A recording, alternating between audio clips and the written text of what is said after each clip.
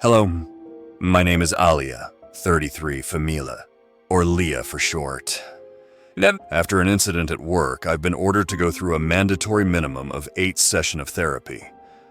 As part of my recovery, I've been advised to talk openly about a traumatic experience.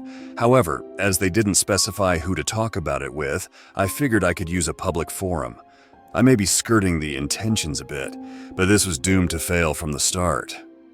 So let's talk about it. The summer when I didn't have a face, just looking at that sentence seems ridiculous. It was one of those events that were so far disconnected from every other part of my life that, looking back at it, it doesn't seem real. Like something that happened to someone else, and I've just been retelling the story to myself over and over. But it was as real as it gets, and to this day I'm not sure what to make of it. Now, I want to be clear. They call this a delusion. I've gone through countless personality tests and trauma care, and they've given this many names, delusion being the most common. But I refuse to let myself be gaslit. This was real, and no one can tell me otherwise. I can admit my wrongdoings in every aspect of my life but this. Back in the summer of 2001, I was 11 years old.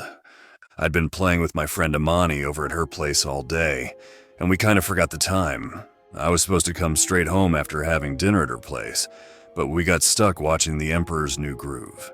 So when the movie was over, I realized I was in big trouble. Mom was always a bit overprotective. As her only daughter and proclaimed miracle baby, I had a lot of expectations riding on me. It was already dark outside, but the fastest way to get home was the path next to Frog Lake. I wasn't allowed to go there because the streetlights were broken, but they'd be mad either way, so whatever. If I had to go through the park at night, for whatever reason, I was to go straight through no matter what. That was my plan at least. I was about halfway through the park, panting like a racehorse. One of my braids had come loose and kept poking my nose, making me stop to sneeze every 200 feet or so. I tried my best to keep running all the way through, but it got so dark I almost walked off the road. I had to slow down to catch my breath and navigate. You did not want to get lost near Frog Lake, or you'd drown. That or the frogmen would drag you into the lake and force you to drink tadpoles. That's what the adults kept telling us at least. I stopped at a branch in the road to consider the fastest way home when I heard someone crying. Not a big cry, but a soft little one. A sniffling, like from a kid even smaller than I was. I knew I should have kept running, like Mom told me to, but it just made me too sad. I had to check if they were okay. I caught my breath and looked around, only to see someone on a park bench down the path to my left. They were underneath the only working streetlight, so I got a good look at them. She was a girl my age, with these little bantu knots and a bright blue summer dress. She was curled up on the bench, burying her face in her knees. And while my mom always taught me to be obedient, she also taught me to follow my heart. So I did. I sat down on the bench next to her. She kept sniffling and weeping, but it was so faint, like she'd done it all day. I scooched a bit closer. I said, "I'm Leah." She didn't answer. She just turned her back on me. "Are you okay?" I asked. "Why are you crying?" Everyone is bad," she said. "They're bad and I hate them." "Why, what did they do?" "They put this stupid bracelet on and I can't get it off," she sniffled. "They said it's an ugly girl's bracelet." She held her arm out, and it was this strange copper-like bracelet with little squares linked with iron rings. There were these white silhouettes of people etched into every other square, with splotches of an iron red color in between. I'd never seen anything like it, and the sides looked really sharp. Like, sharp enough to cut yourself with. It didn't look safe. "Let me see," I said, taking her hand and scooching even closer. There was no immediate way to take it off, but when the rings were a bit damaged, I inched it closer to my mouth, gnawed on it a bit, and managed to make a dent. With that, I pulled it apart. I did get a small cut on my lip, though. The sides were really sharp.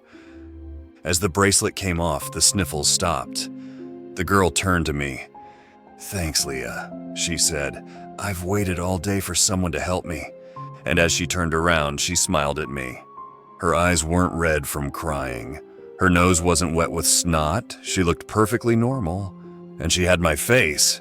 I just looked at her for a moment. She waved at me, now bracelet free, and skipped away into the night, giggling with excitement.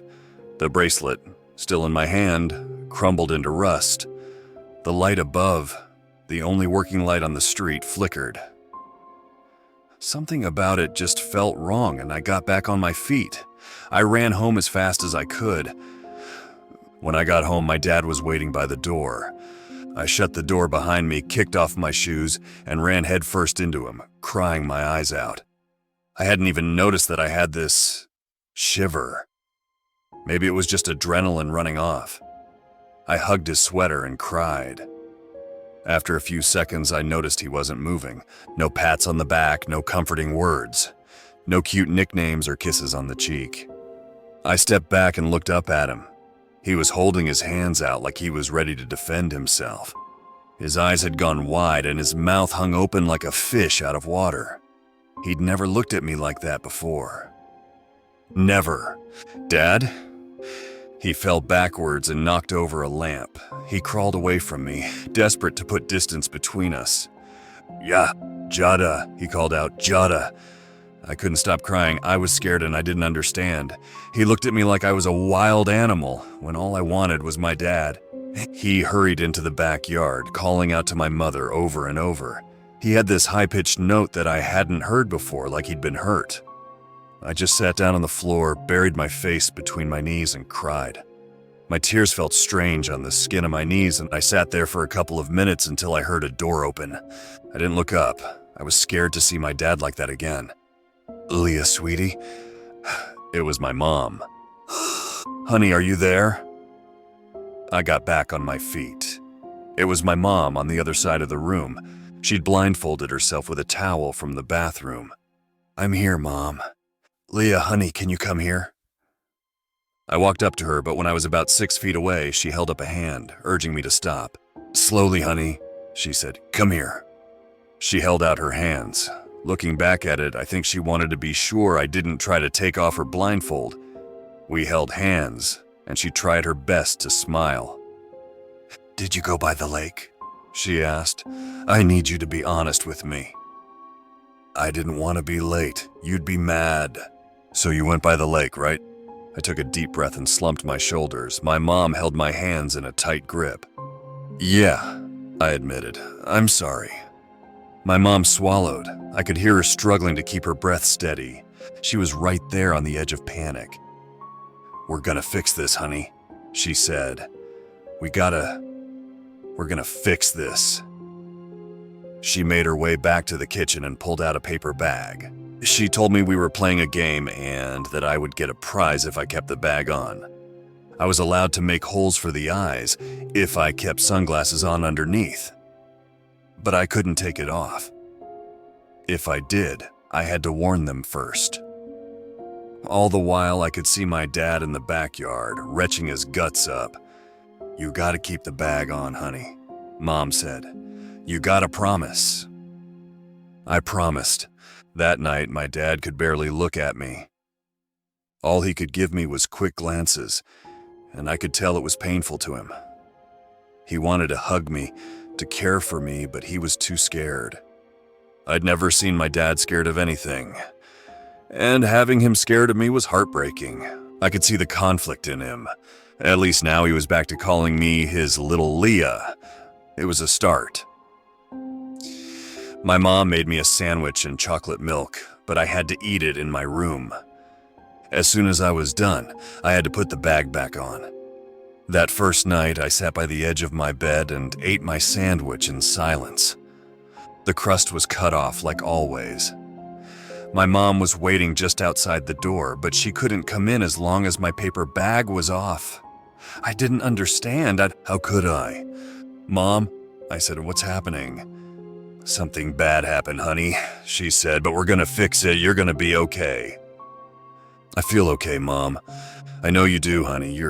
You're doing great. You just have to be patient. Can Amani come over tomorrow?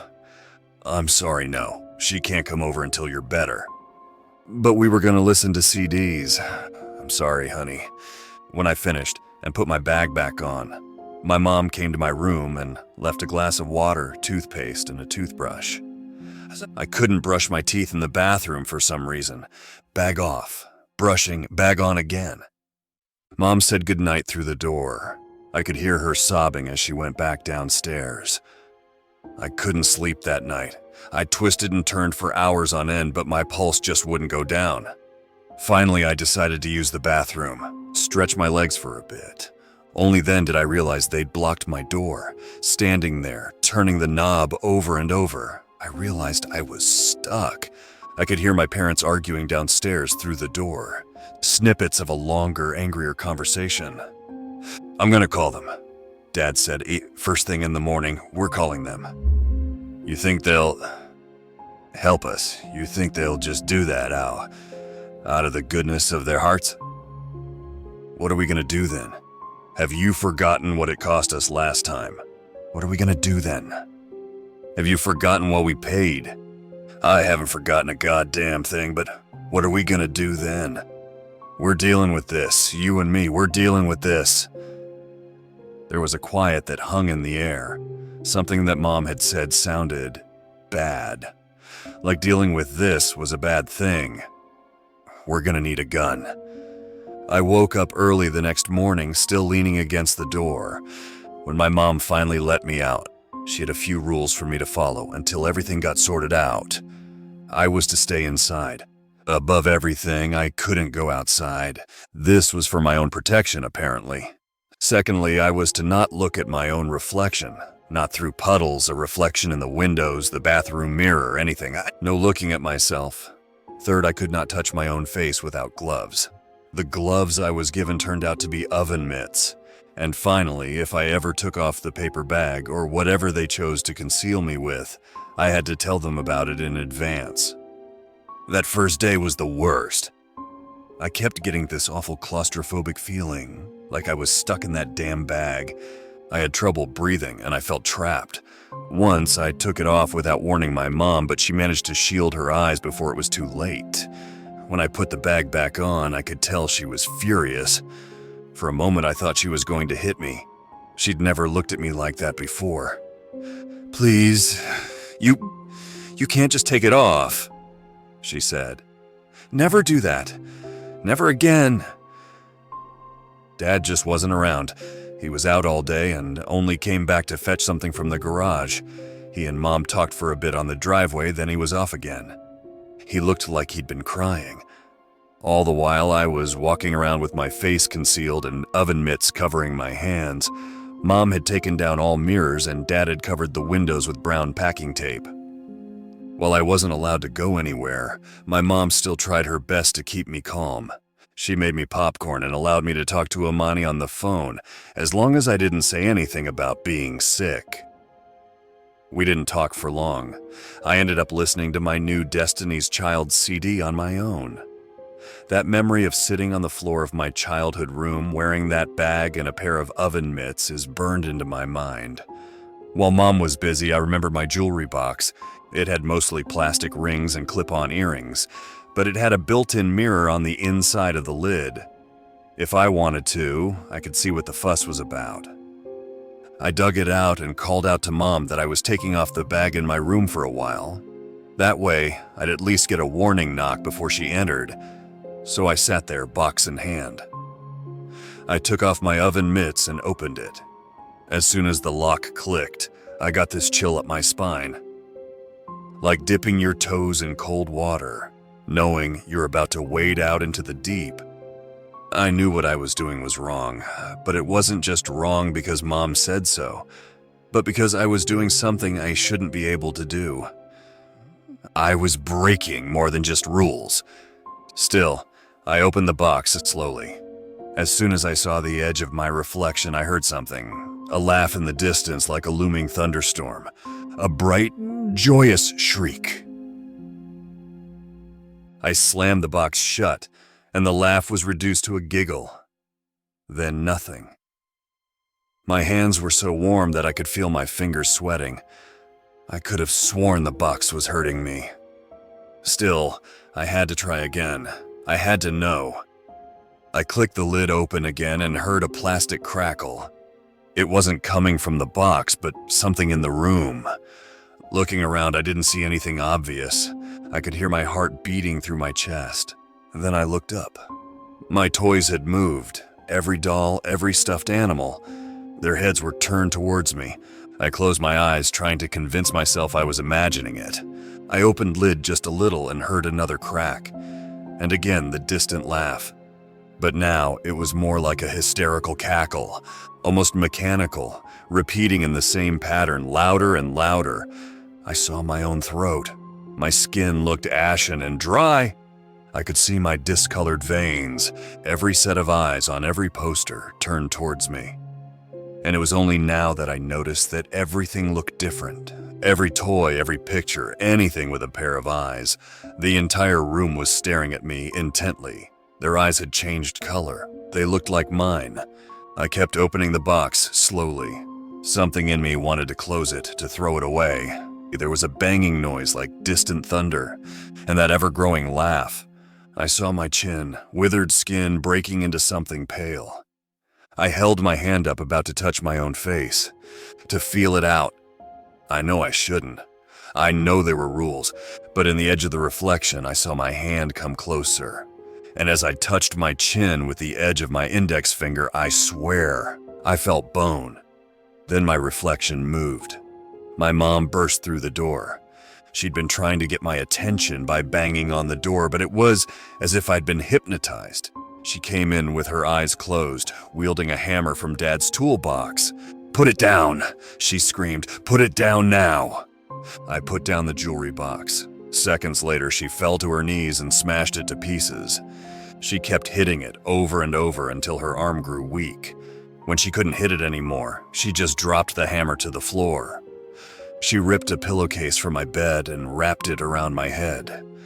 When I could no longer see her, she took her blindfold off and wrapped her arms around me. She cried in a way I'd never seen before, like a wailing child. These big, hulking sobs. She hugged me so tight that I had trouble breathing through the pillowcase. "Leah, Leah, please," she cried. "You have to listen to me. You have to listen." "I'm sorry, Mom. I'm sorry too, honey. I'm so sorry." That night made me realize that there was more to this than I understood. My mom and dad were doing this for a good reason. I decided to just hunker down and do what I was told.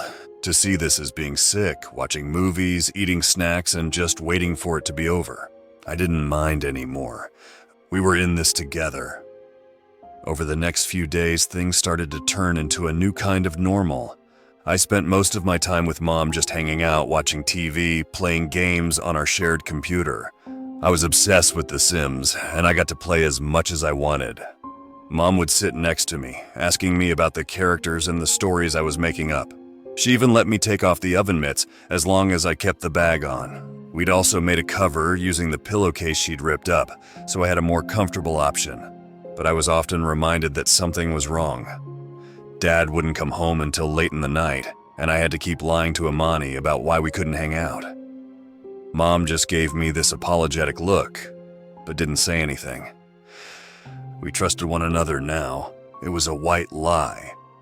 Everything would be okay. I'd lived like that for 3 weeks. I stopped questioning it. I stopped trying. I went through the motions and hoped it'd be over. Sometimes I'd sit by a gap in my taped-up window, just watching the people outside pass me by, much like the Sims in my game. At times, I imagined them turning toward me, looking at me with my own eyes. Sometimes they really did. One night when Dad came back, something was wrong, and they usually talked a little, and then he went straight to bed. This time, they sat up long into the night. My mom had stopped locking me in my room, so I sneaked out to listen. They were being more quiet than usual, and I couldn't help myself. "We gotta bring her," Dad said. "She has to be there." "We can't," Mom cried. "We can't. She'll never be the same." You said we should handle it. This is how we handle it. But she doesn't have to be there. We can just... She has to be there, and she has to do it. The next day, Dad didn't go anywhere. He sat with me while Mom prepared breakfast. He gave Mom a long look, sighed, and turned to me. I met his eyes from behind my sunglasses. Leah, honey, we're going on a trip tonight. Outside? Yeah, he smiled. We're going out on a trip. But I need you to be very careful and to listen really closely. Can you do that? Sure, yeah. I nodded. Where are we going? We're gonna make you okay, honey. You are? Dad nodded. He kept his smile firm, but it wasn't genuine, I could tell. That night, Mom and Dad came into my room. I wrapped my head in a new pillowcase that didn't have any holes for my eyes. I couldn't see, and they also gave me a pair of earmuffs. I couldn't hear, couldn't see, and had trouble breathing through the fabric. Mom gave me a big hug. You can do this, she said. Stay strong, be patient, and do what you need to do. They took me to the car, put me in the back seat, and drove off. I heard them talking in the background, but the earmuffs blocked most of it. I picked up a yeah or a no every now and then. I just sat there with my arms crossed, trying my best to stay calm. Whatever was going on felt bad. Again, like we were doing something we shouldn't. I could feel the road shift. It went from smooth asphalt to gravel and then a bumpy dirt road. I had to steady myself against the door to keep my earmuffs on. I could hear a low, "Sorry, honey," from my mom. I reminded myself to do what she said, be patient, be strong. After what felt like an eternity, the car stopped.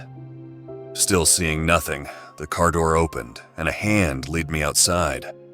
I'd recognize Mom's hand anywhere. It was all I needed to feel safe. She led me through a forest path, down a short hill, and into a clearing. Mom and Dad asked each other really quiet questions. Mostly just one or two words. The only one I caught was, "Here." Finally, I heard my dad shout something. Mom pushed the earmuffs closer together, blocking everything but my own heartbeat. I could feel water seeping into my sneakers. There was an argument. Something loud and angry. Dad rushed past me. I felt the texture of his jacket brush against my arm. Another scream, a back and forth. Mom took off the earmuffs. She put something warm in my hands, something heavy, something metallic. You have to take it off," Dad said. "She has to see her. It has to transfer." Mom didn't respond. She just kept sobbing as she unwrapped the pillowcase. Everything was blurry while my eyes adjusted. Shades of black and withered green. Blue petals from a flower crushed under my sneaker. We were deep in the woods. I could feel a faint breeze, making the hairs on my arm stand up. I felt nothing on my face, however. Nothing at all. And right there, collapsed in the soggy moss, was the little girl I'd met by Frog Lake. She was tied up and placed on the ground in front of me. I was holding a handgun. I didn't know it at the time, but the safety was off. "Honey, listen," said Mom. "You have to do this. It has to be you. Don't think. Just point at it and squeeze the trigger, okay? Leah, honey, follow my lead." Dad was standing on the side, closing his eyes. His hands were bloody. The girl dropped in front of me looked like me, but there was something off about her. I couldn't quite put my finger on a single thing. It wasn't just the hair, there were slight differences overall. Her eyes were a little further apart, her chin a bit longer. She looked like me, but it wasn't really me. "It's not fair," the girl screamed. "You made a deal." "Don't listen to it, honey. Don't listen, just aim down the sight and..." "She came to me willingly, she set me loose. You owe me." It's evil. It's not human. You can't listen, Leah." I looked at the girl who had my eyes, my face. "They threw me away just to get you," she spat. "What makes you so special? Why'd you get to be?" "What's she saying, Mom?" I asked. "What does she mean?" "Leah, just do what I tell you to. Be strong, be..." "There are no miracles," the girl screamed. Some prices are just higher than others. There are no miracles. You are no miracle.